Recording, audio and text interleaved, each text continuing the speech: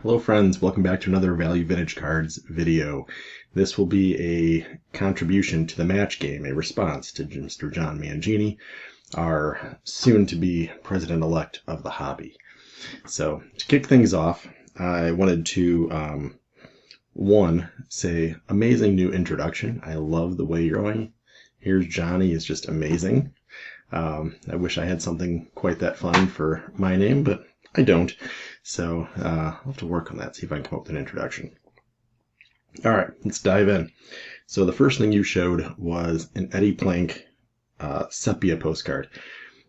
I want to say I've almost landed that twice. The first time, actually, I saw someone list it, and it was at a really good price. And it took a few minutes. I started researching it, and when I came back, he'd raised the price.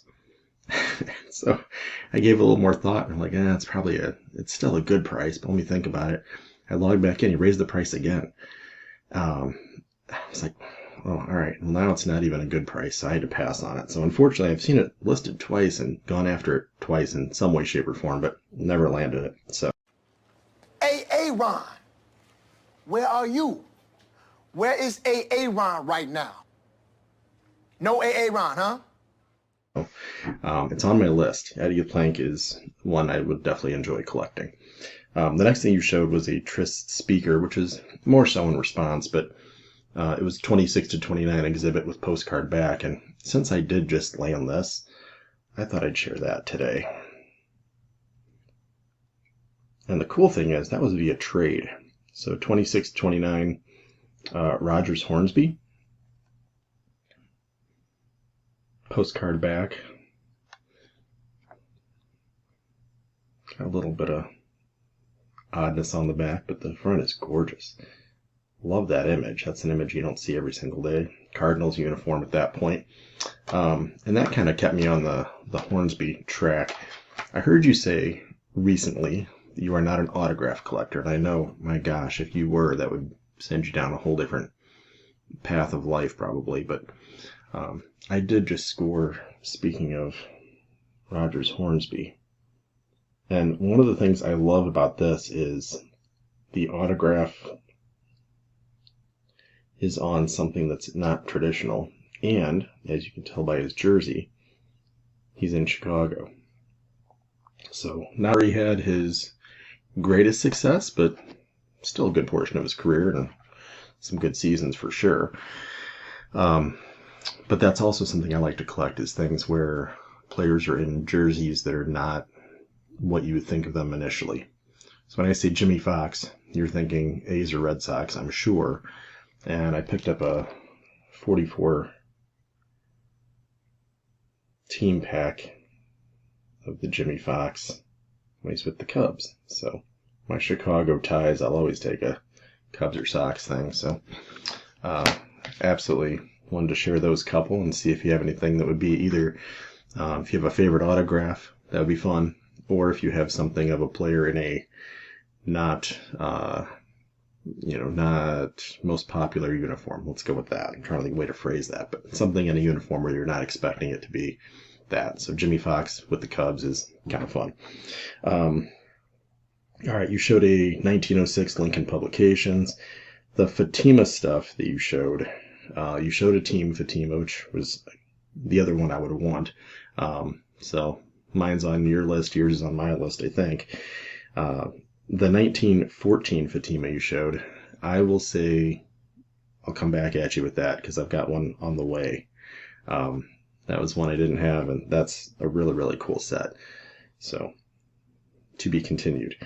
The Sisler press photo, simply amazing. Absolutely love that. Appreciate you showing that for me.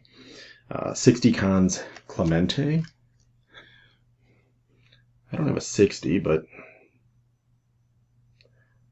I'm going to say the camera is gracious on this. I don't know how close I can get where you can start to see this thing is as hot dog wrappered as it gets.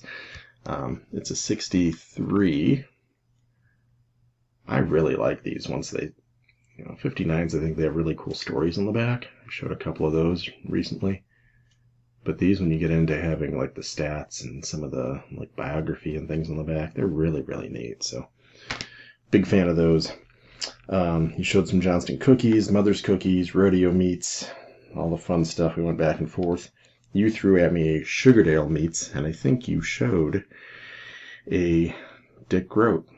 And crazy as it may be, I see you a Sugardale Dick Groat. Crazy tough set. And agree, yeah, if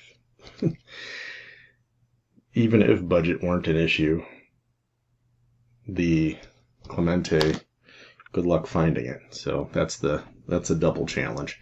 It will not be cheap when you find it, and you gotta actually find the darn thing. So I agree, though. That'd be a great one to pick up. 1949 Loomis peanut butter, and really the other couple that I had on there too. Your Hires test issues. I've almost scored a Hires test, but haven't yet. I think there's only 8 in the set, if I recall. And then Royal Desert Premium. I've been watching a couple of them. The players I would want are way overpriced, and even the players I don't want are a little overpriced. So I'm having all those on the list. So unfortunately, have not scored any of those just yet. But I did want to share some other things with you, and actually throw another question at you that's not a match game. I've shown this before, and that was a fun little Mangini-inspired 1977 Topps Mexican. I just added this thing too. So just a thank you for the introduction on that set. Roger Staubach is another player that I collect, so thought I'd throw that at you. And as long as we're looking at some of these crazy sets, I feel like some of these have just taken off in popularity, in price, in scarcity. I'm going to add this to the list of things. Finally scored that. This set has exploded. So if you want to share either a home run derby card, I know I think I've seen a couple on your channel. If you want to share anything like that, or these are blank backs for anyone not familiar, any other set that you think has just exploded in the hobby that has become, a little bit less attainable because of both high demand and the price tag kind of jumping. But adding that Ernie Banks kind of got me thinking along the lines of some other Ernie Banks that I have that are in that same ballpark. So the 1962 Pittsburgh exhibits, I do believe I've seen you share one of those. And so I thought that would be a fun one, but that also kind of goes along with our game theme, because that's a game card, basically. 6 of diamonds. And so I also wanted to drag out some other game cards. Why not? So 1914 Polo Grounds, Christy Mathewson. I love that they put Maddie on there. I'm a nickname person. So, and the back of those is always fun because you get some cool images. There's really 2 other sets that are similar. There's this thing, National Game. Toss you a Chief Bender on that one. Kind of a fun one. And then you've got the Tom Barker. This was a gift not from somebody in the hobby, but actually from my brother-in-law. Every Christmas he'd go on eBay and grab me something cheap. That this turned out to be not as cheap as of late. This has taken off a little bit too, but it's runner sliding, umpire behind. But if you take a look at who the runner sliding is, that's Mr. Cobb. So that's become a little more of a popular card than I think it was when he picked that up for me. I don't know, close to 20 years ago probably. So I wanted to throw those at you. I'm going to toss you one other idea. You did mention that I collect Sisler, and so I'm glad that's something you can share in the way of a unique image, something I didn't have, a picture. Obviously, those are usually 1 of 1 or 1 of 2 or 1 of 3 kind of things. But I'm curious if there's any players you collect more heavily.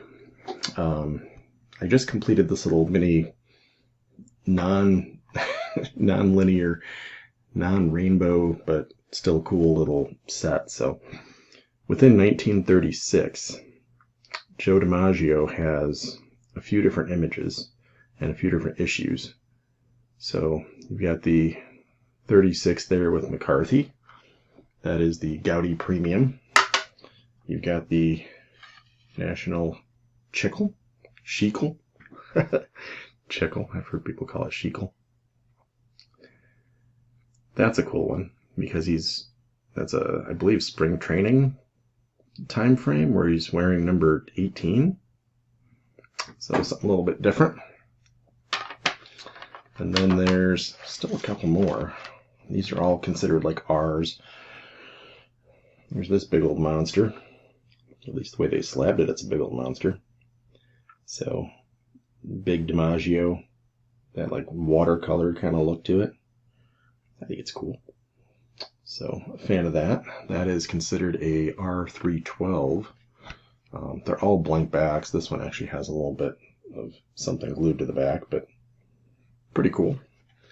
And then the last one, I think is one of my favorite images, period. And it's not him alone, but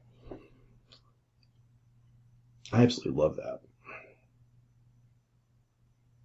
So I know you're a one of every set collector, but are there any players you dive in deep and say, I want to get, either like a mini run of things from that player or something you feel you want to complete or just a, favorite couple of players? I know Pirates is probably on the list and Steelers and things like that, but just curious. And I'm going to end with a question. These Dell mini posters. So I bought one that was labeled a Dell mini poster, but recently I found several that were just labeled as Dell cutouts. So I'm curious, is that the same thing with your expertise?